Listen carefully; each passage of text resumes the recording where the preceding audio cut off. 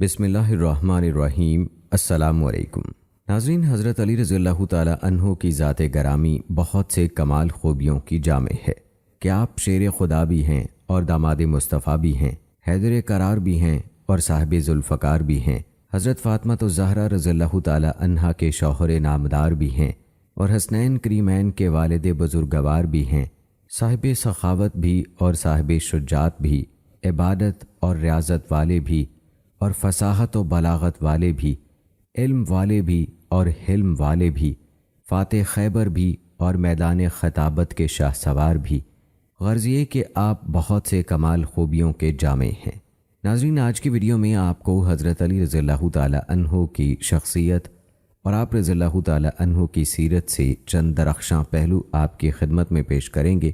آپ رضی اللہ تعالی عنہ کا نسب نامہ، آپ رضی اللہ تعالی عنہ کی تاریخ پیدائش، آپ رضی اللہ تعالی عنہ کے ماں باپ بہن بھائیوں کے بارے میں پوری تفصیل آپ کو بتائیں گے، اور اسی طرح ناظرین آپ کو بتائیں گے کہ جب آپ رضی اللہ تعالی عنہ کے والد محترم کا انتقال ہوا تو اللہ کے نبی صلی اللہ علیہ وآلہ وسلم نے فرمایا کہ جاؤ ان کی تدفین کرو، تو حضرت علی کرم اللہ وجہہ نے کیا جواب دیا، اور کیا حضرت ابو طالب کی تدفین حضرت علی رضی اللہ تعالی عنہ نے کی؟ اس حوالے سے بھی آپ کو تفصیلاً آگاہ کریں گے۔ اور ناظرین کرام، حضرت علی کرم اللہ وجہہ کے قبول اسلام سے لے کر ان کی نبی اکرم صلی اللہ علیہ وآلہ وسلم کے ساتھ دین اسلام کی تبلیغ اور ہجرت کے واقعات بھی آج کی ویڈیو میں شامل ہیں۔ تو چلیے ناظرین، آغاز کرتے ہیں اپنی آج کی اس ویڈیو کا۔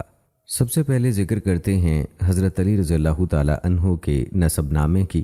علی بن ابی طالب، ابو طالب کا نام عبد مناف ہے، بن عبد المطلب بن ہاشم بن عبد مناف بن قصی بن کلاب بن مرہ بن کعب بن لوی بن غالب بن فہر بن مالک بن نضر بن کنانہ بن خزیمہ بن مدرکہ بن الیاس بن مزر بن نزار بن ماد بن عدنان۔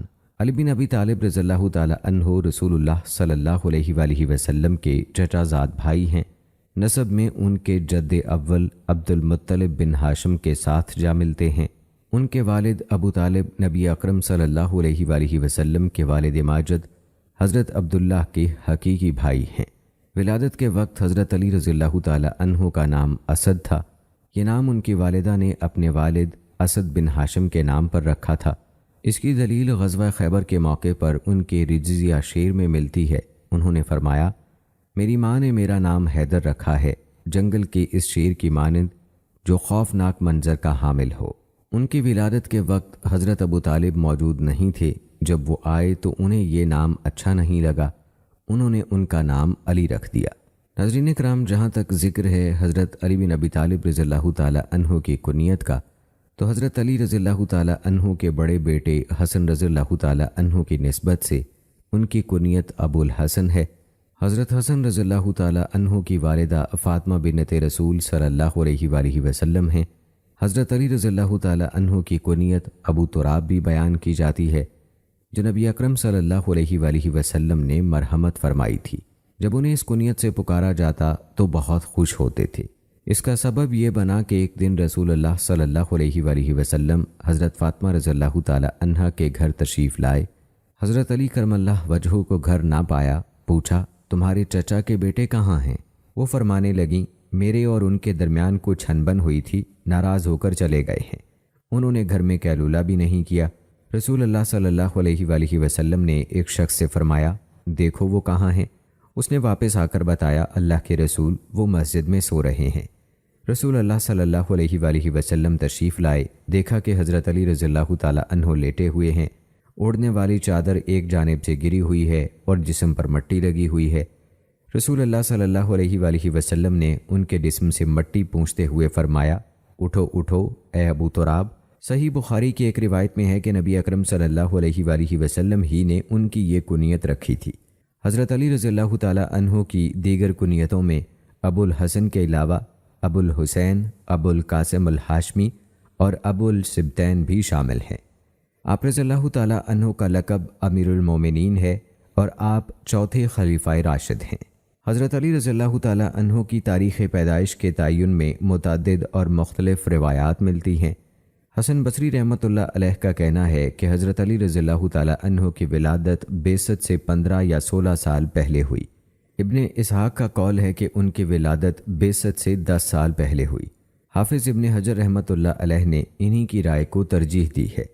محمد بن علی الباقر سے اس بارے میں 2 قول نقل کیے گئے ہیں۔ ایک قول تو وہی ہے جس کا ابن اسحاق نے ذکر کیا ہے اور ابن حجر نے اسے قابل ترجیح قرار دیا ہے، یہ کہ حضرت علی رضی اللہ تعالیٰ عنہ کی ولادت بعثت سے 10 سال پہلے ہوئی۔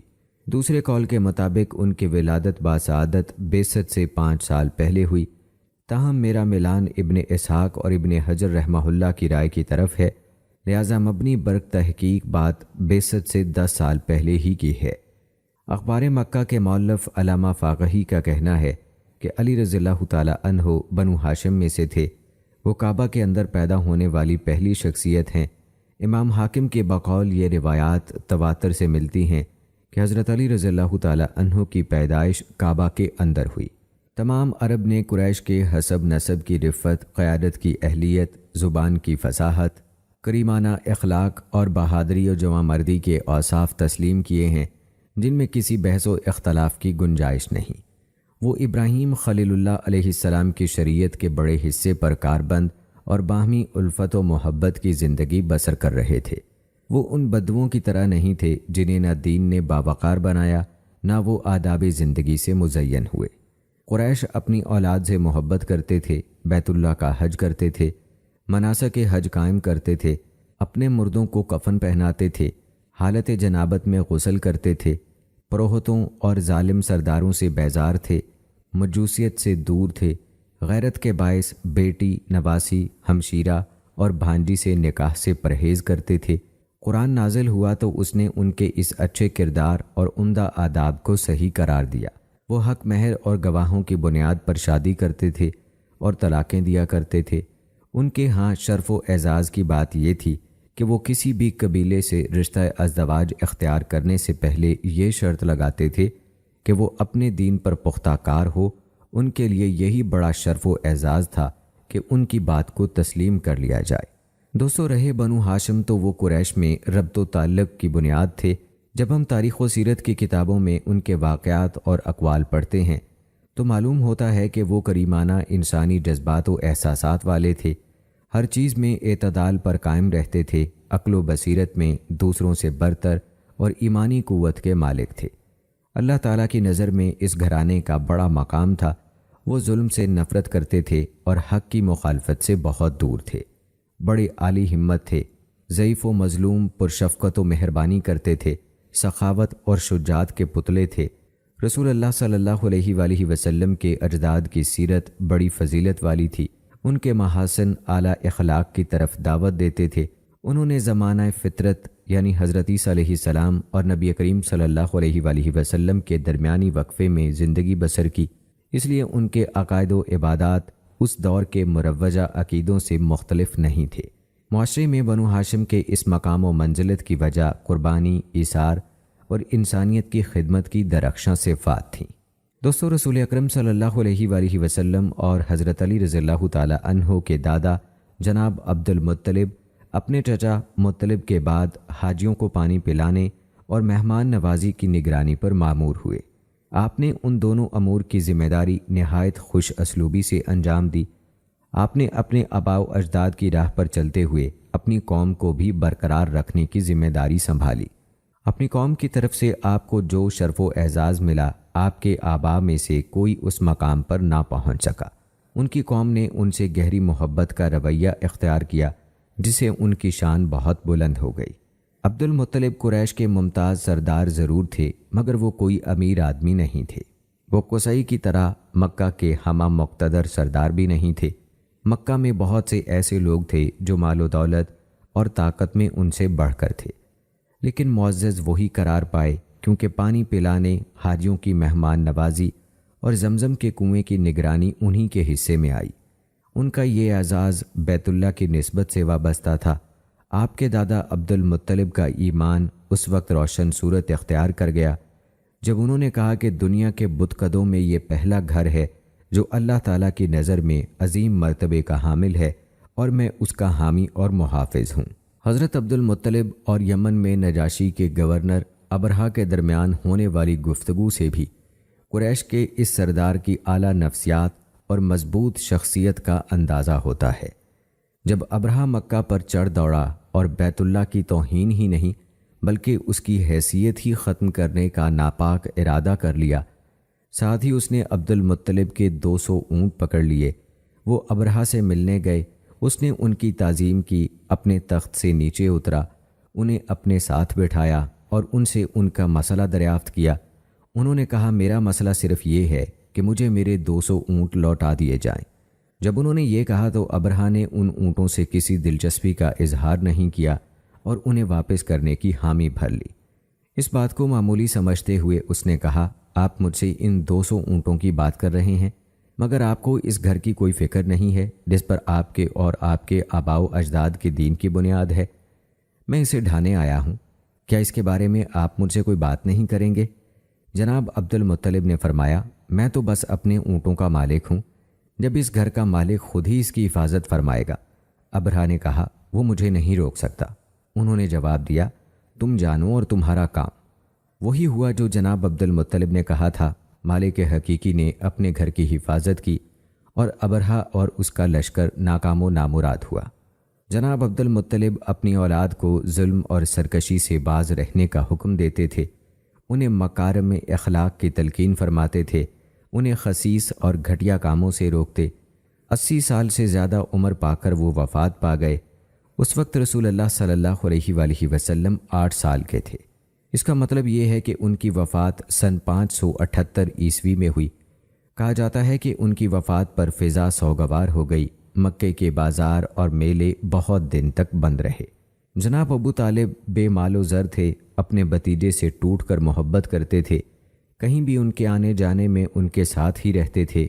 دادا کے بعد آپ کے سرپرست جناب ابو طالب ہی بنے اور ہمیشہ انہی کے ساتھ رہے۔ جب رسول اللہ صلی اللہ علیہ وآلہ وسلم نے لوگوں کو اللہ کی طرف دعوت دی اور کھلم کھلا اعلان حق کیا تو ابو طالب آپ کی حمایت میں ڈٹ کر کھڑے ہو گئے۔ انہوں نے آپ کی نصرت کرنے اور کسی بھی حالت میں آپ صلی اللہ علیہ وآلہ وسلم کی مدد سے دستبردار نہ ہونے کا اعلان کیا۔ اس بات سے اہل قریش بھڑک اٹھے، ان کے غم و غصے، حسد اور مکر و فریب میں شدت آ گئی۔ رسول اللہ صلی اللہ علیہ وآلہ وسلم سے جناب ابو طالب کی شیفتگی اور رواداری کی بڑی حیران کن باتیں سننے کو ملتی ہیں۔ جناب ابو طالب نے اپنے انجام کو اپنے مقدس بھتیجے کے انجام سے وابستہ کر دیا تھا۔ انہوں نے بنی ہاشم کے سردار ہونے کا یہ فائدہ اٹھایا کہ بنی ہاشم اور بنی مطلب کے مسلمانوں اور مشرکوں کو موت و حیات کے وقت ایک ہی معاہدے میں منسلک کر دیا۔ انہوں نے اپنے بھتیجے حضرت محمد صلی اللہ علیہ وآلہ وسلم کو ڈنکے کی چوٹ پر ایسی کھلم کھلا پناہ دی جس میں پسپائی کا کوئی تصور نہیں تھا۔ جناب ابو طالب نے اپنے بھتیجے کی مدد جاری رکھی اور اپنے ولولہ انگیز اشعار و افکار سے پورے قریشی معاشرے کو ہلا ڈالا۔ جب بعض قبائل کے افراد کے دلوں میں اسلام کی حقانیت ٹھاٹھیں مارنے لگی تو قریش جمع ہوئے۔ انہوں نے سازش کی کہ بنی ہاشم اور بنی مطلب کے خلاف باہم مل کر ایک معاہدہ کیا جائے کہ نہ تو ان کے ساتھ شادی بیاہ کریں گے، نہ ان سے خرید و فروخت کا کوئی تعلق رکھیں گے اور نہ کسی قسم کا کوئی لین دین کریں گے۔ انہوں نے اس معاہدے کی ایک تحریر لکھی اور کعبۃ اللہ کے درمیان لٹکا دی اور پھر اس پر جمے رہے۔ بنو ہاشم اور بنو مطلب سب ابو طالب کی حمایت میں شیب ابی طالب میں چلے گئے۔ یہ نبوت کے 7ویں سال ماہ محرم کا واقعہ ہے۔ بنو ہاشم تقریباً 3 سال تک مبہوس رہے، ان کے پاس خفیہ طور پر ہی کوئی چیز پہنچ پاتی تھی۔ آخرکار اس تحریر کو دیمک نے چاٹ لیا۔ نبی اکرم صلی اللہ علیہ وآلہ وسلم نے اپنے چچا ابو طالب کو اس تحریر کی بوسیدگی، پراگندگی اور بے وقت ہو جانے کی خبر دی۔ جناب ابو طالب نے نبوت کے 10ویں سال 15 شوال کو وفات پائی۔ اس وقت ان کی عمر 80 سال سے کچھ اوپر تھی۔ اسی سال نبی کریم صلی اللہ علیہ وآلہ وسلم کی زوجہ حضرت خدیجہ رضی اللہ تعالی عنہا فوت ہوئیں۔ یوں رسول اللہ صلی اللہ علیہ وآلہ وسلم کو مسلسل آلام و مصائب کا سامنا کرنا پڑا، اسی لیے اس سال کو عام الحزن کے نام سے یاد کیا جاتا ہے۔ دوستو، جلیل القدر صحابیہ سیدہ فاطمہ بنت اسد بن ہاشم بن عبد مناف بن قصی حضرت علی رضی اللہ تعالی عنہ کی والدہ ہیں۔ وہ پہلی ہاشمی خاتون ہیں جنہوں نے ہاشمی بیٹے کو جنم دیا۔ جب رسول اللہ صلی اللہ علیہ وآلہ وسلم کے چچا جناب ابو طالب نے اپنے والد عبد المطلب کی وصیت کے مطابق آپ کی کفالت کی ذمہ داری اٹھائی تو آپ صلی اللہ علیہ وآلہ وسلم نے اس دوران میں حضرت فاطمہ رضی اللہ تعالی عنہا کا بہت خیال رکھا۔ رسول اللہ صلی اللہ علیہ وآلہ وسلم کی والدہ کی وفات کے بعد یہی عظیم خاتون آپ کی والدہ کے درجے میں تھیں۔ وہ آپ کے تمام کام انجام دیتی تھیں اور آپ کی تمام ضروریات کا بھرپور خیال رکھتی تھیں۔ نبی اکرم صلی اللہ علیہ وآلہ وسلم نے اپنی زندگی کا کچھ حصہ حضرت فاطمہ رضی اللہ تعالی عنہا کے زیر سایہ بسر کیا اور انہیں اسلام کی دعوت دی۔ انہوں نے اس دعوت پر لبیک کہا اور قبول اسلام کے لیے سبقت لے جانے والی اولین شخصیات میں شمار ہوئیں۔ آپ ان خواتین اسلام میں بہت ممتاز تھیں جنہوں نے فضیلت کے میدان میں بلند مقام حاصل کیا۔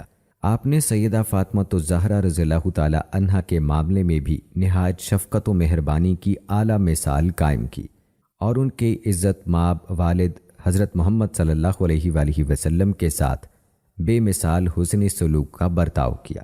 حضرت علی رضی اللہ تعالی عنہ سے روایت ہے، انہوں نے فرمایا، میں نے اپنی والدہ سے کہا میں فاطمہ بنت رسول صلی اللہ علیہ وآلہ وسلم کے لیے پانی کا انتظام کرنے اور ضروریات پوری کرنے کے لیے کافی ہوں اور وہ آپ کے لیے آٹا پیسنے اور گوندھنے کے لیے کافی ہیں۔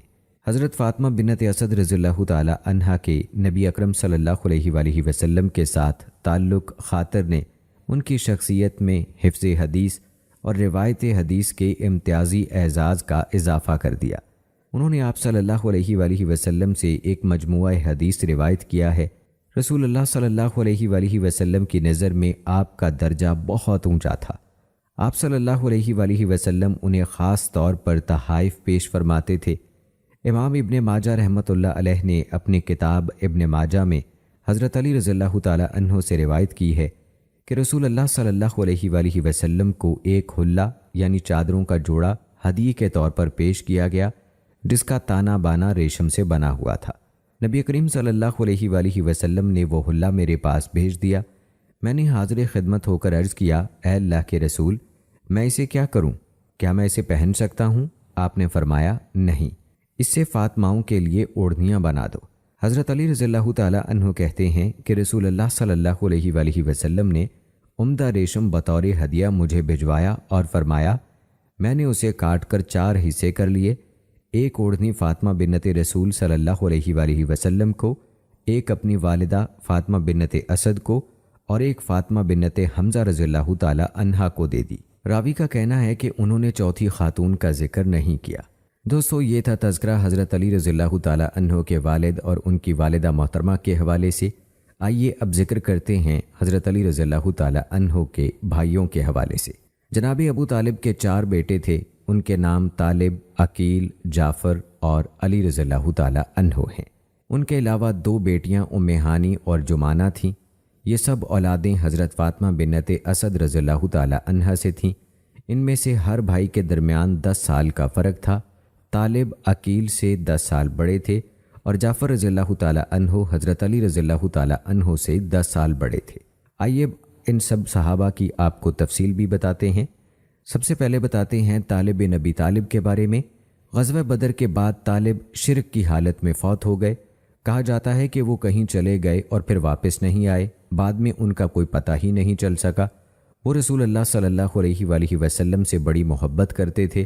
نبی کریم صلی اللہ علیہ وآلہ وسلم کے بارے میں ان کے مدحیہ اشعار بھی پائے جاتے ہیں۔ وہ مجبوری کی حالت میں بدر کی جانب نکلے۔ ان کے اور قریشیوں کے درمیان اس موقع پر مکالمہ بھی ہوا۔ قریشی کہنے لگے، اے بنی ہاشم، اللہ کی قسم، ہم جانتے ہیں اگرچہ تم ہمارے ساتھ نکلے ہو لیکن تمہارے دل محمد کے ساتھ ہیں۔ بعد ازاں طالب دیگر لوگوں کے ساتھ واپس مکہ چلے آئے۔ وہاں نبی کریم صلی اللہ علیہ وآلہ وسلم کی تعریف میں قصیدہ کہا اور اصحاب کلیب بدر پر آنسو بہائے۔ اب ذکر کرتے ہیں عقیل بن ابی طالب رضی اللہ تعالی عنہ کا۔ ان کی کنیت ابو یزید ہے۔ وہ فتح مکہ کے سال ایمان لائے۔ کہا جاتا ہے کہ وہ حدیبیہ کے واقعے کے بعد ہلکا بگوش اسلام ہو گئے تھے۔ انہوں نے سن 8 ہجری کو ہجرت کی۔ بدر کے موقع پر قیدی بنے تو ان کے چچا حضرت عباس رضی اللہ تعالی عنہ نے ان کو آزادی دلائی۔ صحیح احادیث میں مختلف مقامات پر ان کا تذکرہ ملتا ہے۔ وہ غزوہ معطا میں شریک ہوئے، فتح مکہ اور غزوہ حنین میں ان کا ذکر نہیں ملتا، شاید ان مواقع پر وہ بیمار تھے۔ ان کی وفات خلافت معاویہ رضی اللہ تعالی عنہ کے دوران ہوئی۔ اور آئیے دوستو اب تذکرہ کرتے ہیں جعفر بن ابی طالب رضی اللہ تعالی عنہ کا۔ وہ اسلام قبول کرنے والوں میں سابقین میں سے ہیں۔ مساکین سے بڑی محبت کرتے تھے، ان کے ساتھ بیٹھتے تھے، ان کی خدمت کرتے تھے اور ان سے خوب گفت و شنید کیا کرتے تھے۔ انہوں نے حبشہ کی جانب ہجرت کی، نجاشی اور اس کے پیروکاروں نے انہی کے ہاتھ پر اسلام قبول کیا۔ وہ شام کی سرزمین میں معطا کے مقام پر دشمن کا مقابلہ کرتے ہوئے شہید ہوئے۔ ام ہانی بنت ابی طالب رضی اللہ تعالی عنہا نبی کریم صلی اللہ علیہ وآلہ وسلم کی چچا زاد ہیں۔ ان کا نام فاختہ بتایا جاتا ہے، بعض نے ان کا نام فاطمہ اور بعض نے ہند بتایا ہے۔ پہلا نام ہی زیادہ مشہور ہے۔ وہ حبیرہ بن عمر بن عائد مخزومی کی زوجہ تھیں۔ ان سے ایک بیٹا عمر ہے اور اسی سے ان کی کنیت معروف ہوئی۔ فتح مکہ کے موقع پر ام ہانی نے بنی مخزوم کے 2 آدمیوں کو پناہ دی۔ ام ہانی نے نبی کریم صلی اللہ علیہ وآلہ وسلم سے روایت بھی کی ہے۔ ان سے مروی احادیث سے صحاح ستہ اور دیگر کتب میں پائی جاتی ہیں۔ امام ترمذی اور دیگر علماء کبار کا کہنا ہے کہ وہ حضرت علی رضی اللہ تعالی عنہ کے بعد تک زندہ رہیں۔ جمانہ بنت ابی طالب، وہ ام عبداللہ بن ابی سفیان بن حارث بن عبد المطلب ہیں۔ ابن سعد نے ان کی والدہ فاطمہ بن اسد کے حالات زندگی میں ان کا ذکر کیا ہے اور نبی اکرم صلی اللہ علیہ وآلہ وسلم کی چچا زاد بہنوں کے باب میں ان کا الگ حوالہ دیا ہے اور کہا ہے کہ ابو سفیان بن حارث سے ان کی ایک بیٹی ہے۔ رسول اللہ صلی اللہ علیہ وآلہ وسلم نے خیبر کے مال میں اس سے 30 وسق عطا فرمائے۔ اور آئیے دوستو اب تذکرہ کرتے ہیں سیدنا علی رضی اللہ تعالی عنہ کی ازواج اور ان کی اولاد کا۔ فاطمہ بنت رسول صلی اللہ علیہ وآلہ وسلم سے ان کے بیٹے حسن و حسین رضی اللہ تعالی عنہ اور 2 صاحبزادیاں زینب کبریٰ رضی اللہ تعالی عنہا اور ام کلثوم کبریٰ رضی اللہ تعالی عنہا پیدا ہوئیں۔ سیدہ فاطمہ سیدنا علی رضی اللہ تعالی عنہ کی سب سے پہلی بیوی ہیں۔ ان کی وفات تک انہوں نے کسی سے شادی نہ کی۔ خولہ بنت جعفر بن قیس بن مسلمہ سے محمد بن الحنفیہ پیدا ہوئے۔ لیلہ بنت مسعود بن خالد سے عبید اللہ اور ابو بکر پیدا ہوئے۔ ام البنین بنت حزام سے عباس اکبر، عثمان، جعفر اکبر اور عبداللہ پیدا ہوئے۔ اسما بنت امیس سے یحییٰ اور عون پیدا ہوئے۔ صحابہ سے عمر اکبر کے علاوہ رقیہ پیدا ہوئیں۔ امامہ بنت العاص سے محمد الاوسط اور ام سعید بنت عروہ ام الحسن اور رملۃ الکبریٰ پیدا ہوئیں، اور امہات الاولاد سے محمد الاصغر، ام ہانی، میمونہ، زینب صغریٰ، رملہ صغریٰ، ام کلثوم صغریٰ، فاطمہ، امامہ، خدیجہ، ام الکرام، ام سلمہ، ام جعفر، جمانہ اور نفیسہ پیدا ہوئیں، اور محیات بنت امر القیس سے ایک ہی بیٹی پیدا ہوئی۔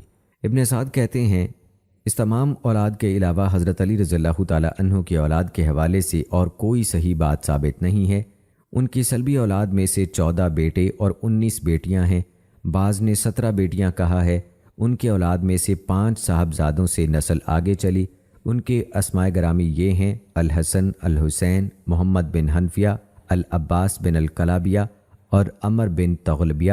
سیدہ فاطمہ رضی اللہ تعالی عنہا اور ان کے اولاد کے بارے میں تفصیل ہم آپ کو آگے چل کر بتائیں گے، لیکن پہلے ذکر کرتے ہیں حضرت علی رضی اللہ تعالی عنہ کی شکل و شباہت کی۔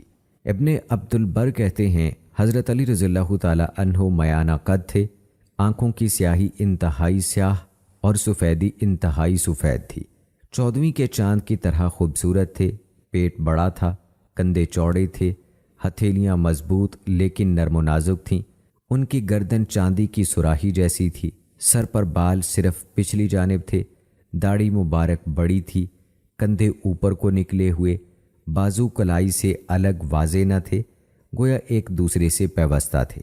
جب چلتے تو خود اعتمادی سے چلتے، کسی کا بازو پکڑتے تو اپنا سانس روک لیتے تھے، جسم کا وزن زیادہ تھا، کلائیاں اور ہاتھ مضبوط تھے، جنگ کی طرف رواں دواں ہوتے تو چلنے اور دوڑنے کے بین بین حالت و کیفیت اختیار فرماتے تھے، دل کے بہت مضبوط، طاقتور اور بہادر تھے۔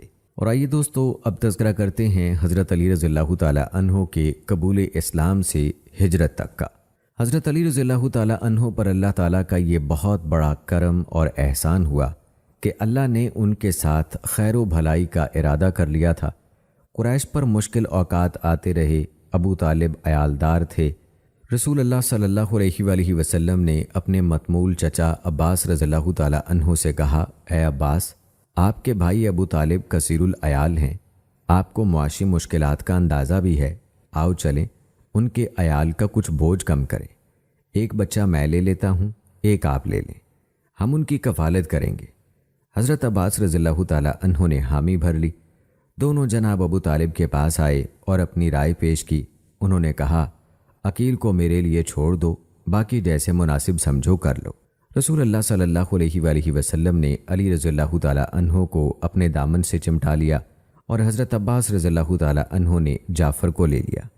علی رضی اللہ تعالی عنہ حضرت محمد صلی اللہ علیہ وآلہ وسلم کے ساتھ ہی رہے، یہاں تک کہ اللہ تعالیٰ نے ان کو مبعوث فرمایا تو علی رضی اللہ تعالی عنہ نے ان کی پیروی کی، ان کی نبوت کا اقرار کیا اور ان کی تصدیق کی۔ جعفر رضی اللہ تعالی عنہ عباس رضی اللہ تعالی عنہ کے پاس رہے، یہاں تک کہ انہوں نے اسلام قبول کیا، پھر ان سے مستغنی ہو گئے۔ رسول اللہ صلی اللہ علیہ وآلہ وسلم نے اپنے دادا عبد المطلب کی وفات کے بعد چچا ابو طالب کی جانب سے ان کی سرپرستی، کفالت اور حسن سلوک کا ان کو اچھا بدلہ دیا۔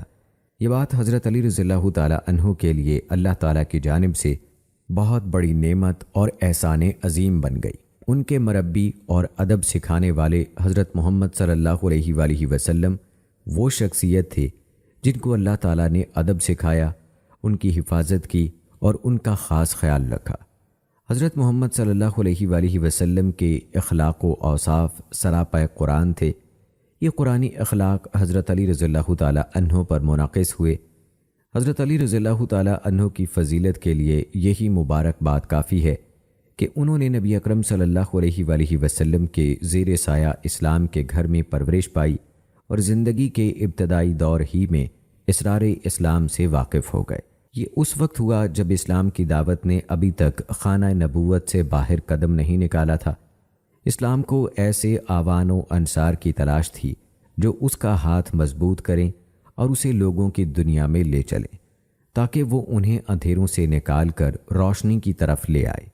علماء کا اس بارے میں اختلاف ہے کہ سیدہ خدیجہ رضی اللہ تعالی عنہا کے قبول اسلام کے بعد اسلام قبول کرنے والی اولین شخصیت کون سی تھی؟ کیا وہ حضرت ابو بکر صدیق رضی اللہ تعالی عنہ ہیں یا حضرت علی رضی اللہ تعالی عنہ ہیں؟ دوستو اگر تذکرہ کیا جائے سیدنا علی رضی اللہ تعالی عنہ کے قبول اسلام کا تو ابن اسحاق نے روایت کیا ہے کہ حضرت علی رضی اللہ تعالی عنہ حضرت خدیجہ رضی اللہ تعالی عنہا کے مسلمان ہونے کے بعد نبی کریم صلی اللہ علیہ وآلہ وسلم کے پاس آئے تو ان دونوں کو نماز کرتے ہوئے دیکھا۔ حضرت علی رضی اللہ تعالی عنہ نے پوچھا، اے محمد، یہ کیا عمل ہے؟ نبی اکرم صلی اللہ علیہ وآلہ وسلم نے فرمایا، یہ اللہ کا وہ دین ہے جسے اس نے اپنے لیے منتخب فرمایا ہے اور یہی دین رسولوں کو عطا کر کے مبعوث کیا ہے۔ میں تمہیں بھی ایک اللہ کی بندگی کی دعوت دیتا ہوں، اب تمہیں لات و عزیٰ کا انکار کرنا ہوگا۔ حضرت علی رضی اللہ تعالی عنہ نے رسول اللہ صلی اللہ علیہ وآلہ وسلم سے عرض کیا، یہ ایسی بات ہے جو میں نے آج سے پہلے کبھی نہیں سنی۔ جب تک میں اپنے والد ماجد ابو طالب کو نہ بتا دوں کوئی فیصلہ کن بات نہیں کہہ سکتا۔ رسول اللہ صلی اللہ علیہ وآلہ وسلم نہیں چاہتے تھے کہ واضح طور پر اعلان اسلام سے پہلے یہ راز کھل جائے، چنانچہ آپ صلی اللہ علیہ وآلہ وسلم نے فرمایا، اے علی، جب تک تم اسلام قبول نہیں کرتے اسے ظاہر نہ کرنا۔ چنانچہ علی رضی اللہ تعالی عنہ اس رات رک گئے اور انتظار کرتے رہے۔ اللہ تعالیٰ نے ان کے دل میں اسلام کی محبت ڈال دی۔ صبح ہوتے ہی رسول اللہ صلی اللہ علیہ وآلہ وسلم کی خدمت میں آئے اور عرض کیا، اے محمد صلی اللہ علیہ وآلہ وسلم، آپ نے مجھ سے کیا بات کہی تھی؟ رسول اکرم صلی اللہ علیہ وآلہ وسلم نے فرمایا، تم یہ گواہی دو کہ ایک اللہ کے سوا کوئی حقیقی معبود نہیں، اس کا کوئی شریک نہیں، اور لات و عزیٰ کا انکار کرو اور اللہ تعالیٰ کے مد مقابل سے بیزاری کا اظہار کرو۔ یہ ارشاد علی سنتے ہی حضرت علی رضی اللہ تعالی عنہ نے فوراً اسلام قبول کر لیا اور وہی کیا جو انہیں کہا گیا تھا۔ انہوں نے اپنے والد جناب ابو طالب کے خوف سے کچھ عرصے تک اپنے اسلام کو ظاہر نہیں کیا۔ اور ناظرین کرام، آئیے اب ذکر کرتے ہیں حضرت علی رضی اللہ تعالی عنہ اور ان کے والد محترم حضرت ابو طالب کے درمیان ہونے والے مکالمے کا۔ ابن اسحاق کہتے ہیں بعض اہل علم نے لکھا ہے کہ جب بھی نماز کا وقت ہوتا رسول اکرم صلی اللہ علیہ وآلہ وسلم مکہ کی گھاٹیوں کی طرف چلے جاتے، اور حضرت علی رضی اللہ تعالی عنہ بھی اپنے والد، چچاؤں اور دیگر لوگوں سے چھپ کر آپ کے ساتھ روانہ ہو جاتے تھے، وہاں نمازیں ادا کرتے تھے۔ جب شام ہو جاتی تو واپس آ جاتے تھے۔ مشیت الہی کے مطابق وہ اسی طرح کرتے رہے۔ ایک دن ابو طالب نے ان دونوں کو نماز ادا کرتے ہوئے دیکھ لیا اور رسول اللہ صلی اللہ علیہ وآلہ وسلم سے پوچھا، میرے بھتیجے، یہ کون سا دین ہے جو تم نے اختیار کیا ہے؟ انہوں نے فرمایا، چچا جان، یہ اللہ تعالیٰ، اس کے فرشتوں، اس کے رسولوں اور ہمارے جد امجد ابراہیم علیہ السلام کا دین ہے۔ اللہ تعالیٰ نے مجھے اپنے بندوں کی طرف رسول بنا کر بھیجا ہے۔ چچا جان، آپ میری خیر خواہی اور نصیحت کے زیادہ مستحق ہیں، ہدایت کی دعوت قبول کرنے اور اس بارے میں میری مدد کرنے کا زیادہ حق رکھتے ہیں۔ ابو طالب نے کہا، میرے بھتیجے، میں اس راستے اور دین کو نہیں چھوڑ سکتا جس پر میرے آباء و اجداد چلتے آ رہے ہیں، لیکن میں جب تک زندہ ہوں تمہیں کسی تکلیف اور پریشانی کی زد میں نہیں آنے دوں گا۔ علماء نے لکھا ہے کہ پھر انہوں نے علی رضی اللہ تعالی عنہ سے پوچھا، بیٹے، یہ کیا دین ہے جسے تم نے اختیار کر رکھا ہے؟ انہوں نے کہا، ابا جان، میں اللہ تعالیٰ اور اس کے رسول صلی اللہ علیہ وآلہ وسلم پر ایمان لا چکا ہوں، اور جو دین وہ لے کر آئے ہیں میں نے اس کی تصدیق کی ہے، ان کے ساتھ نماز ادا کی ہے اور ان کی پیروی کی ہے۔ کہا جاتا ہے کہ انہوں نے اپنے بیٹے علی رضی اللہ تعالی عنہ کو کہا، محمد صلی اللہ علیہ وآلہ وسلم تمہیں خیر و بھلائی ہی کی دعوت دے رہے ہیں، ان کا ساتھ دو۔ اور آئیے ناظرین، اب تذکرہ کرتے ہیں کہ جب حضرت ابو طالب کا انتقال ہوا تو حضرت علی رضی اللہ تعالی عنہ نے ان کی تدفین کی، کیونکہ یہ سوال عموماً بہت پوچھا جاتا ہے۔ تو آپ کو بتاتے چلیں کہ حضرت علی رضی اللہ تعالی عنہ سے روایت ہے کہ وہ نبی اکرم صلی اللہ علیہ وآلہ وسلم کی خدمت میں حاضر ہوئے اور بتایا کہ ابو طالب فوت ہو گئے ہیں۔ نبی اکرم صلی اللہ علیہ وآلہ وسلم نے آپ کو حکم دیا، جاؤ اور انہیں دفن کر دو۔ علی رضی اللہ تعالی عنہ نے عرض کیا، انہوں نے تو شرک کی حالت میں وفات پائی ہے۔ آپ صلی اللہ علیہ وآلہ وسلم نے پھر فرمایا، جاؤ اور انہیں دفن کر دو۔ حضرت علی رضی اللہ تعالی عنہ کہتے ہیں، جب میں تدفین سے فارغ ہو کر نبی اکرم صلی اللہ علیہ وآلہ وسلم کی خدمت میں واپس آیا تو آپ نے فرمایا، غسل کر لو۔ دوستو، اس حدیث کا حوالہ یہاں پر میں آپ کو دیتا چلوں، مسند احمد کی حدیث نمبر 759 ہے۔ اس حدیث کو آپ پڑھ سکتے ہیں، اور اسی طرح سے صحیح المسند فی الفضائل صحابہ کی حدیث نمبر 118 میں بھی ہے۔ روایت ہے کہ نبی کریم صلی اللہ علیہ وآلہ وسلم نے فرمایا، جاؤ غسل کرو، پھر سیدھے میرے پاس آؤ۔ حضرت علی رضی اللہ تعالی عنہ فرماتے ہیں، جب میں غسل کر کے آپ کی خدمت میں حاضر ہوا تو آپ نے میرے لیے دعائیں فرمائیں۔ اس پر مجھے اتنی خوشی ہوئی کہ اگر ان کی جگہ مجھے سیاہ و سرخ اونٹ دے دیے جاتے تب بھی میں اتنا خوش نہ ہوتا۔ راوی حدیث عبد الرحمن سلمہ کہتے ہیں، حضرت علی رضی اللہ تعالی عنہ جب بھی کسی میت کو غسل دیتے تھے بعد میں غسل فرما لیا کرتے تھے۔ دوستو، مکی دور کی اہم خصوصیات میں سے ایک نمایاں بات رازداری ہے، حتیٰ کہ قریبی لوگوں سے بھی اسلام کے بارے میں رازداری برتی جاتی تھی۔ حفاظت کو یقینی بنانے کے احکام رسول اللہ صلی اللہ علیہ وآلہ وسلم کی جانب سے بڑے واضح اور قطعی تھے۔ حضرت علی رضی اللہ تعالی عنہ نے ابو ذر رضی اللہ تعالی عنہ کو دربار نبوی تک پہنچانے میں بہت احتیاط اور اہم کردار ادا کیا۔ ابو ذر رضی اللہ تعالی عنہ جاہلیت کی رسموں اور بتوں کی پوجا سے بیزار تھے، اللہ تعالیٰ کے ساتھ شرک کرنے والوں کو منع کرتے تھے۔ وہ اسلام لانے سے پہلے 3 سال تک قبلہ رخ ہونے کا اہتمام کیے بغیر اللہ تعالیٰ کے حضور بندگی پیش کرتے رہے۔ وہ فرماتے تھے، میں تو ملت حنیفی پر ہوں۔ جب حضرت ابو ذر رضی اللہ تعالی عنہ نے نبی کریم صلی اللہ علیہ وآلہ وسلم کے بارے میں سنا تو مکہ تشریف لائے۔ انہوں نے آپ کے بارے میں کسی سے کچھ پوچھنا مناسب خیال نہ کیا۔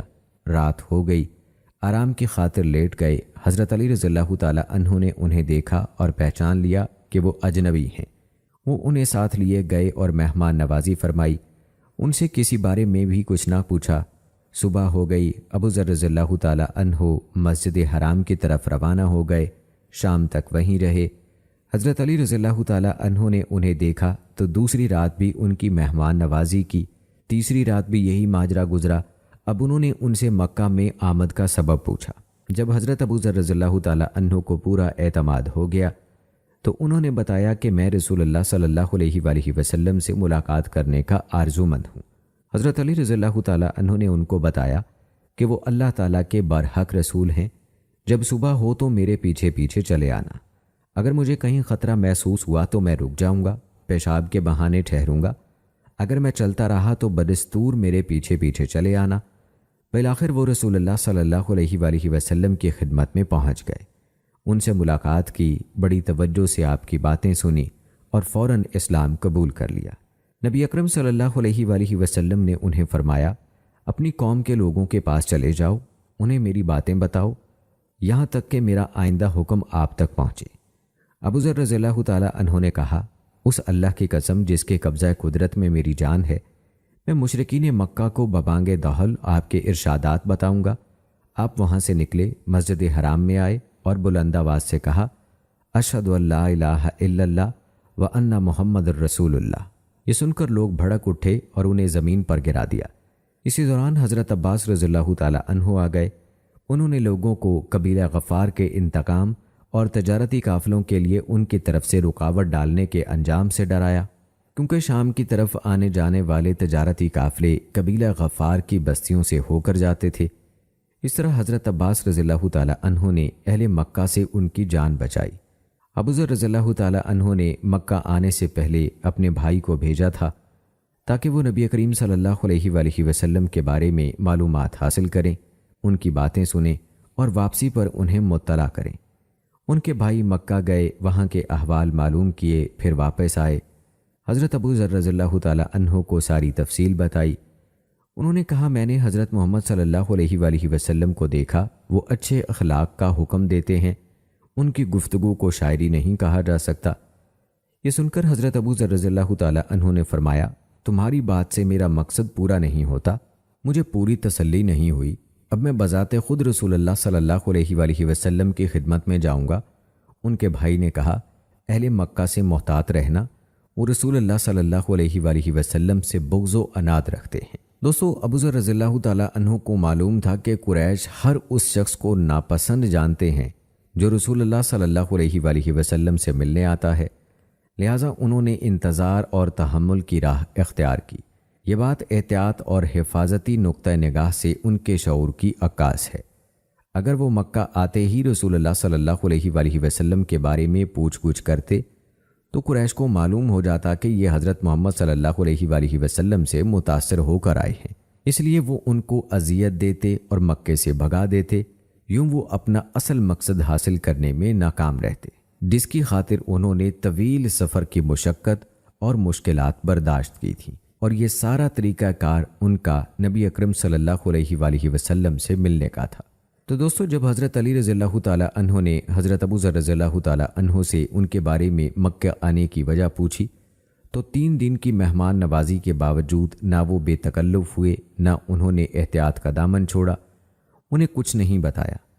جب یقین و اعتماد ہو گیا تو وہ ان پر شرط لگائی کہ وہ ان کا معاملہ رازداری میں رکھیں اور اصل مقصد کے لیے ان کی رہنمائی بھی کریں۔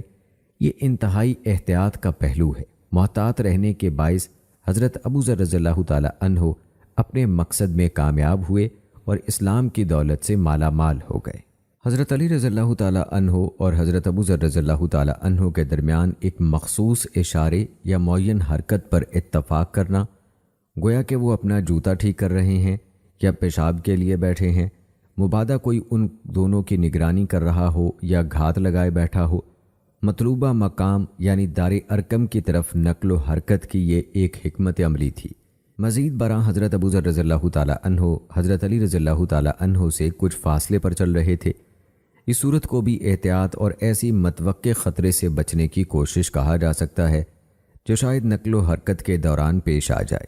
دوستو، صحابہ کرام کے ہاں حفاظتی شعور کی یہ حالت تھی، ان کی شخصیت میں موجزن یہ جذبات ان کے عمومی و خصوصی تمام تصرفات میں امتیازی علامت بن چکے تھے۔ ان کی نقل و حرکت سوچی سمجھی اور منظم ہوتی تھی، صحابہ کرام میں پائے جانے والے اس شعور سے مزین ہونے کی آج ہمیں اشد ضرورت ہے۔ آج کے اس دور میں ملکوں اور تہذیبوں کے زوال و بقا، قوموں، امتوں، جماعتوں، تنظیموں اور مختلف اداروں کی قوت کمزوری میں ضروری معلومات کی زبردست اہمیت ہے۔ اس مقصد کے لیے تعلیم و تربیت کے خصوصی ادارے قائم کیے گئے ہیں۔ نت نئی ترقی یافتہ تکنیک اور خوب سے خوب تر وسائل و اسباب، مستقل اہم ساز و سامان کے ساتھ ساتھ بہت بڑے بڑے بجٹ بنائے جا رہے ہیں۔ اب معلومات عام ہو چکی ہیں، خاص طور پر حفاظتی امور کی معلومات مہنگے دام و فروخت ہو رہی ہیں۔ بوقت ضرورت ان کے حصول میں جان کی بازی بھی لگا دی جاتی ہے۔ لہٰذا مسلمانوں کو بھی اپنی بقا اور حفاظت کے لیے حفاظتی منصوبوں کی اہمیت کا ادراک کرنا چاہیے، تاکہ ہمارے اہم اسرار و رموز ہمارے دشمنوں کی دست برد سے بچ سکیں۔ حضرت ابن عباس رضی اللہ تعالیٰ عنہ روایت کرتے ہیں کہ حضرت علی رضی اللہ تعالیٰ عنہ نے مجھ سے بیان فرمایا، جب اللہ نے اپنے رسول صلی اللہ علیہ وآلہ وسلم کو حکم دیا کہ عرب قبائل کو اسلام کی دعوت دیں، تو ابو بکر صدیق رضی اللہ تعالیٰ عنہ اور میں آپ صلی اللہ علیہ وآلہ وسلم کے ساتھ منا کی جانب نکل کھڑے ہوئے اور عربوں کے اجتماعات میں سے ایک اجتماع میں پہنچے۔ ابو بکر صدیق رضی اللہ تعالیٰ عنہ آگے بڑھے اور انہیں سلام کیا۔ حضرت ابو بکر صدیق رضی اللہ تعالیٰ عنہ خیر و بھلائی کے ہر کام میں ہمیشہ آگے آگے رہتے تھے۔ وہ شجرہ ہائے نسب کے ماہر تھے۔ پھر روایت مختصر کرتے ہوئے انہوں نے فرمایا، پھر ہم لوگوں کے ایک اور اجتماع میں پہنچے، اس پر سکینت اور وقار چھایا ہوا تھا۔ ابو بکر صدیق رضی اللہ تعالیٰ عنہ آگے بڑھے، انہیں سلام کیا اور کہا، آپ کون لوگ ہیں؟ انہوں نے کہا، شیبان بن سالبہ۔ اسی دوران ابو بکر صدیق رضی اللہ تعالیٰ عنہ رسول اللہ صلی اللہ علیہ وآلہ وسلم کی طرف متوجہ ہوئے اور کہا، میرے ماں باپ آپ پر قربان ہوں۔ ان لوگوں کا شمار شرفاء میں ہوتا ہے، ان میں ایک شخص مفروق ہے جو زبان دانی اور حسن و جمال میں لوگوں سے برتر ہے۔ اس کی پیشانی کے دونوں طرف کے بال سینے پر گرے ہوئے تھے اور وہ دوسرے لوگوں کی نسبت مجلس میں ابو بکر صدیق رضی اللہ تعالیٰ عنہ کے سب سے زیادہ قریب تھا۔ ابو بکر صدیق رضی اللہ تعالیٰ عنہ نے اس سے پوچھا، تم لوگوں کی تعداد کتنی ہے؟ مفروق نے کہا، ہم 1000 سے زیادہ تعداد میں ہیں اور یہ تعداد قلت کے باعث ہرگز مغلوب نہیں ہو سکتی۔ ابو بکر صدیق رضی اللہ تعالیٰ عنہ نے کہا، تمہاری قوت و طاقت کا کیا حال ہے؟ مفروق نے کہا، ہم اس وقت شدید غضبناک ہوتے ہیں جب میدان کارزار میں ہوں، اور جب ہم غضبناک ہوتے ہیں تو گھمسان کا رن پڑتا ہے۔ ہم اعلیٰ نسل کے گھوڑوں کو اولاد پر اور ہتھیاروں کو حاملہ اونٹنیوں پر ترجیح دیتے ہیں اور اللہ تعالیٰ سے فتح و نصرت کی امید رکھتے ہیں۔ کبھی ہم فتح یاب ہوتے ہیں اور کبھی ہمارا دشمن۔ پھر مفروق نے کہا، شاید تم قبیلہ قریش سے تعلق رکھتے ہو؟ ابو بکر صدیق رضی اللہ تعالیٰ عنہ نے کہا، اگر تم تک یہ خبر پہنچی ہے کہ اللہ تعالیٰ نے ایک رسول صلی اللہ علیہ وآلہ وسلم مبعوث فرمایا ہے تو وہ یہ ہیں۔ مفروق نے دریافت کیا، قریشی بھائی، آپ کی دعوت کیا ہے؟ رسول اللہ صلی اللہ علیہ وآلہ وسلم نے فرمایا، میں تمہیں دعوت دیتا ہوں کہ ایک اللہ کے سوا کسی اور کے معبود حقیقی نہ ہونے کی گواہی دو، اس کا کوئی شریک نہیں، اور میں اللہ کا بندہ اور اس کا رسول ہوں۔ میرا ساتھ دو، میری نصرت کرو۔ قبیلہ قریش اللہ تعالیٰ کے خلاف ہم آواز ہو گیا ہے اور اس کے رسول کو جھٹلا دیا ہے۔ وہ حق کی پرواہ نہیں کرتا، باطل کا ساتھ دیتا ہے۔ حقیقت میں تو اللہ تعالیٰ ہی بے پرواہ اور تعریف کے لائق ہستی ہے۔ مفروق نے کہا، اس کے علاوہ اور کیا بات ہے جس کی آپ دعوت دیتے ہیں؟ اللہ کی قسم، میں نے آپ کی اس گفتگو سے زیادہ اچھی بات کبھی نہیں سنی۔ اس موقع پر رسول اللہ صلی اللہ علیہ وآلہ وسلم نے سورہ الانعام کی آیت تلاوت فرمائی، جس کا ترجمہ ہے، اے نبی کہہ دیجئے، آؤ میں پڑھ کر سناتا ہوں جو کچھ تمہارے رب نے تم پر حرام کیا ہے، یہ کہہ کر اس کے ساتھ کسی کو شریک نہ کرو، اور والدین کے ساتھ نیک سلوک کرو، اور اپنی اولاد کو مفلسی کے ڈر سے قتل نہ کرو۔ ہم تمہیں بھی رزق دیتے ہیں اور انہیں بھی دیں گے، اور بے شرمی کی باتوں کے قریب بھی نہ جاؤ، خواہ وہ کھلی ہوں یا چھپی، اور کسی جان کو جسے اللہ نے محترم ٹھہرایا ہے ہلاک نہ کرو، مگر حق کے ساتھ۔ یہ وہ باتیں ہیں جن کی ہدایت اس نے تمہیں کی ہے، شاید تم سمجھ بوجھ سے کام لو۔ مفروق نے کہا، اللہ کی قسم، آپ نے تو فضائل و اخلاق اور نیک اعمال کی دعوت دی ہے، آپ کا انکار کرنے والوں اور آپ کے خلاف ایک دوسرے کی مدد کرنے والوں نے آپ پر جھوٹ باندھا ہے۔ اسی گفتگو کے دوران مفروق نے اس معاملے کا رخ ہانی بن قبیضہ کی طرف پھیر دیا اور کہا، یہ ہمارے بزرگ ہانی ہیں، ہماری ہی دین پر ہیں۔ ہانی نے کہا، قریشی بھائی، میں نے آپ کی بات سن لی ہے، جلد بازی اچھی بات نہیں، ہم انجام پر غور کیے بغیر ایک ہی نشست میں اپنا دین چھوڑ دیں اور آپ کے دین کی پیروی کریں تو یہ ایک غلط اور کوتاہ نظری کی بات ہوگی۔ ہم اپنے بھائی بندوں پر اپنا فیصلہ ٹھونسنا پسند نہیں کرتے۔ ہم واپس جاتے ہیں، آپ بھی واپس چلے جائیے، ہم اس مسئلے پر غور کریں گے۔ پھر اس نے اپنی گفتگو میں مثنیٰ بن حارثہ کو بھی شامل کر لیا۔ کہنے لگا، یہ مثنیٰ ہیں، ہمارے انتہائی محترم شخص ہیں، جنگ کے ماہر ہیں۔ مثنیٰ نے کہا، جنہوں نے بعد میں اسلام قبول کر لیا تھا، قریشی بھائی، ہم نے آپ کی بات سن لی ہے۔ اس کا جواب وہی ہے جو ہانی بن قبیضہ نے دیا ہے۔ ہم اس وقت دو پانیوں کے درمیان ہیں، ان میں ایک یمامہ اور دوسرا سمامہ ہے۔ رسول اللہ صلی اللہ علیہ وآلہ وسلم نے دریافت فرمایا، یہ دو پانی کیا چیز ہیں؟ اس نے کہا، ایک تو کسرا کے دریا ہیں اور دوسرا عربوں کا پانی ہے۔ کسرا کے دریاؤں کا معاملہ تو یہ ہے کہ اس کے بادشاہ کا قصوروار ہونا قابل معافی نہیں ہے، اس کے ہاں عذر ناقابل قبول ہے۔ کسرا نے ہم سے یہ عہد لیا ہے کہ ہم کوئی نئی چیز نہ لائیں، نہ نئی بات پیش کرنے والے کو پناہ دیں۔ قریشی بھائی، یہ معاملہ جس کی طرف آپ نے ہمیں دعوت دی ہے، بادشاہ اسے ناپسند کرتا ہے۔ اگر آپ چاہتے ہیں کہ ہم آپ کا ساتھ دیں اور آپ کی نصرت کریں تو عرب کے پانیوں کے ساتھ رہ کر ایسا ممکن ہے۔ رسول اللہ صلی اللہ علیہ وآلہ وسلم نے فرمایا، تم نے کوئی منفی جواب نہیں دیا، تم نے سچ کہا ہے۔ اللہ کے دین کا مددگار وہی ہوگا جو اس دین میں پورا داخل ہو اور تمام پہلوؤں کا احاطہ کرے۔ دیکھو، تھوڑے عرصے بعد اللہ تعالیٰ تمہیں کسرا کی زمینوں اور ان کے گھروں کا وارث بنا دے گا، ان کی عورتیں تمہارے زیر نگیں ہوں گی۔ کیا تم اللہ تعالیٰ کی تسبیح و تقدیس کرو گے؟ نعمان بن شریک نے کہا، اے اللہ، تسبیح و تقدیس تیرے ہی لیے ہے۔ جب قریش کے لوگ دارالندوہ میں جمع ہوئے اور نعوذ باللہ آپ صلی اللہ علیہ وآلہ وسلم سے گلو خلاصی پانے اور آپ کو شہید کرنے پر متفق ہو گئے تو اللہ تعالیٰ نے نبی کریم صلی اللہ علیہ وآلہ وسلم کو یہ بات بتا دی۔ نبی کریم صلی اللہ علیہ وآلہ وسلم سب لوگوں سے زیادہ دانا تھے۔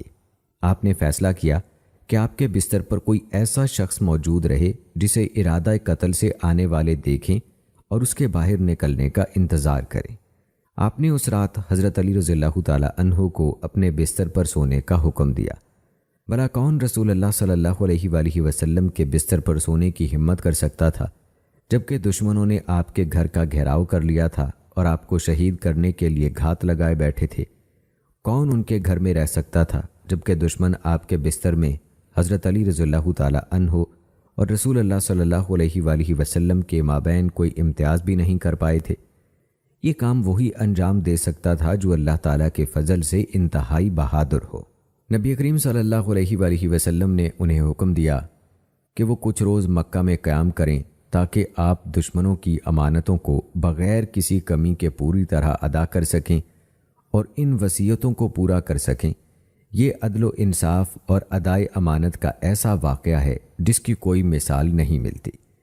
ایک روایت میں آیا ہے کہ رسول اللہ صلی اللہ علیہ وآلہ وسلم نے انہیں فرمایا، میرے بستر پر میری حضرمی چادر اوڑھ کر سو جاؤ، تمہیں دشمنوں کی جانب سے کوئی ناگوار بات پیش نہیں آئے گی۔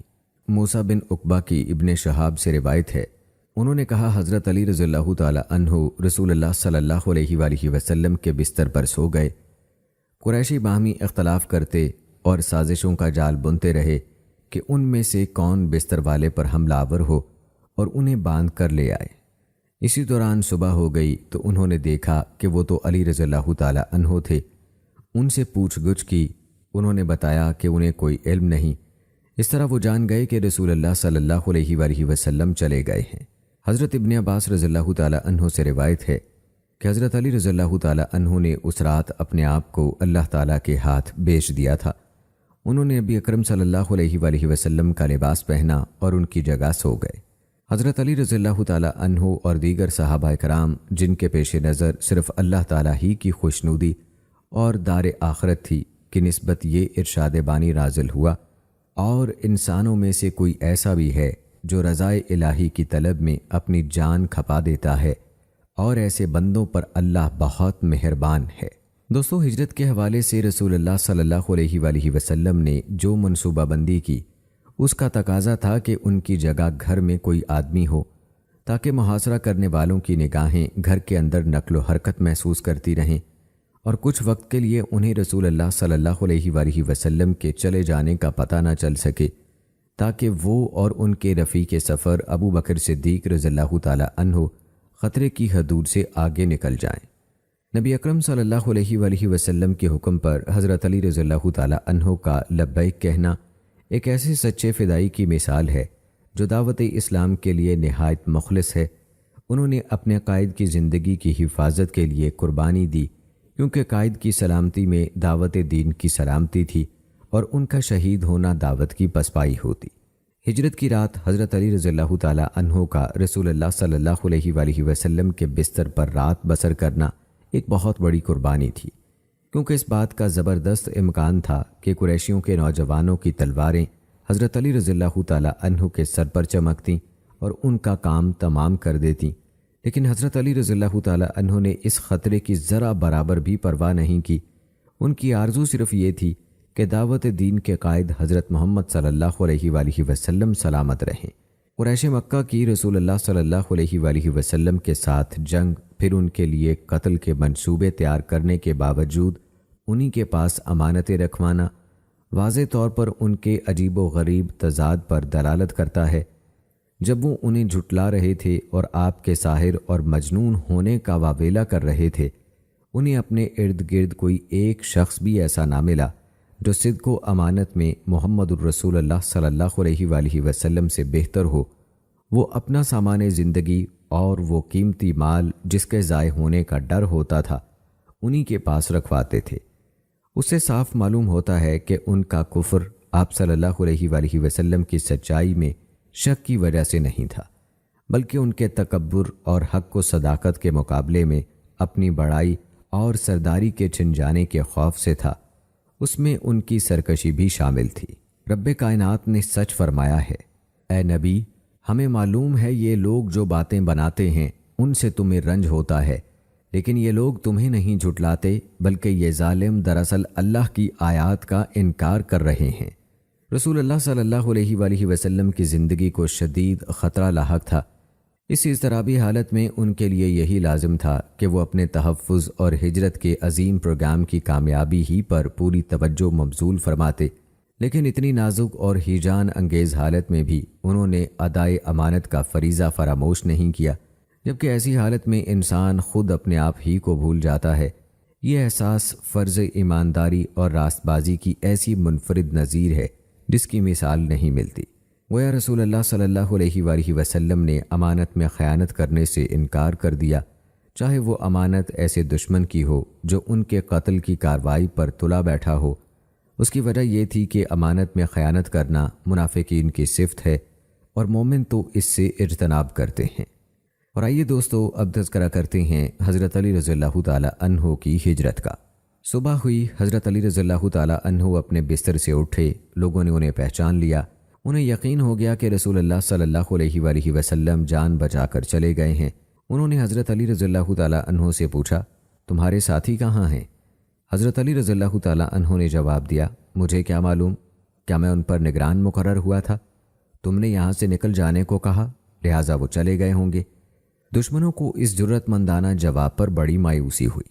انہیں رسول اللہ صلی اللہ علیہ وآلہ وسلم کے چلے جانے پر بہت غصہ تھا۔ وہ اپنے دل میں کہہ رہے تھے، کیا ہم اندھے ہو گئے تھے کہ انہیں دیکھ بھی نہ سکے؟ انہوں نے حضرت علی رضی اللہ تعالی عنہ کو برا بھلا کہا، مارا پیٹا اور کھینچ کر مسجد کی طرف لے گئے۔ کچھ دیر کے لیے انہیں قید کر دیا، پھر چھوڑ دیا۔ حضرت علی رضی اللہ تعالی عنہ نے اللہ کی راہ میں یہ سب کچھ برداشت کیا۔ رسول اللہ صلی اللہ علیہ وآلہ وسلم کے بچ نکلنے پر ان کی خوشی کے مقابلے میں ان پر نازل ہونے والی تمام مصیبتیں ہیش تھیں۔ ان کے نزدیک سب سے زیادہ اہمیت کی بات رسول اللہ صلی اللہ علیہ وآلہ وسلم کی سلامتی تھی۔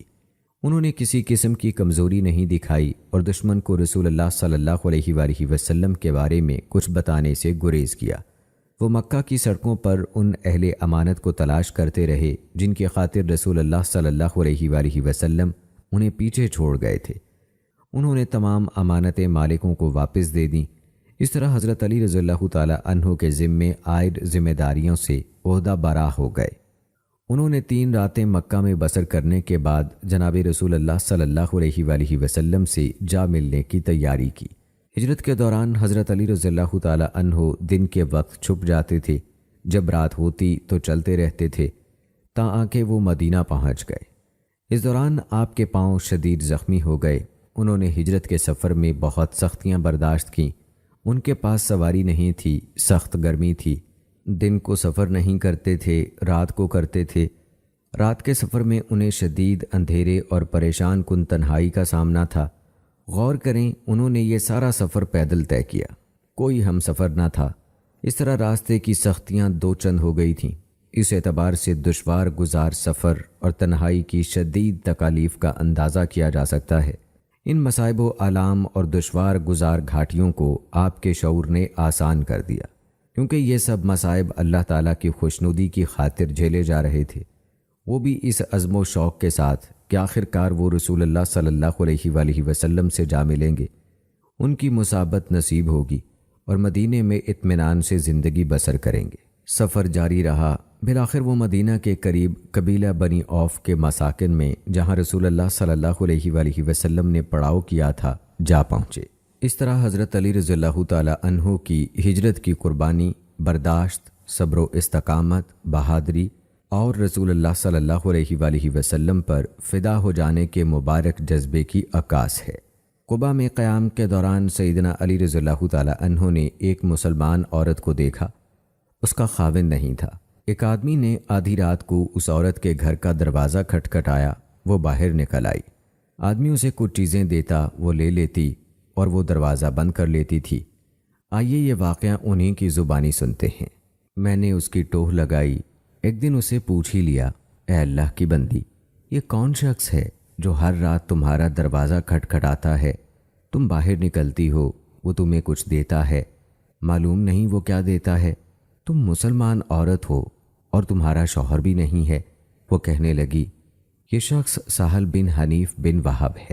اسے معلوم ہوا کہ میرا کوئی نہیں، تو جو ہی رات ہوتی ہے وہ اپنی قوم کے بتوں کو توڑتا ہے، پھر میرے پاس لے آتا ہے اور کہتا ہے کہ انہیں ایندھن بنا لو۔ حضرت علی رضی اللہ تعالی عنہ سہل بن حنیف سے متعلق یہ بات نقل کرتے رہے، یہاں تک کہ وہ عراق میں وفات پا گئے۔ ناظرین، اس واقعے سے ہمیں ان کی بیدار مغزی اور اپنے گرد و پیش سے آگاہ رہنے کا اندازہ ہوتا ہے۔ ہر مسلمان کو اس خوبی سے آراستہ ہونا چاہیے اور اپنے آس پاس رونما ہونے والے مسائل سے غافل نہیں رہنا چاہیے۔ تو ناظرین کرام، امید کرتے ہیں کہ ہماری آج کی یہ ویڈیو آپ کو پسند آئی ہوگی۔ آج کی اس ویڈیو کے متعلق اپنی رائے کا اظہار کمنٹ باکس میں لازمی کیجیے گا۔ مجھے اگلی ویڈیو تک اجازت دیں۔ فی امان اللہ۔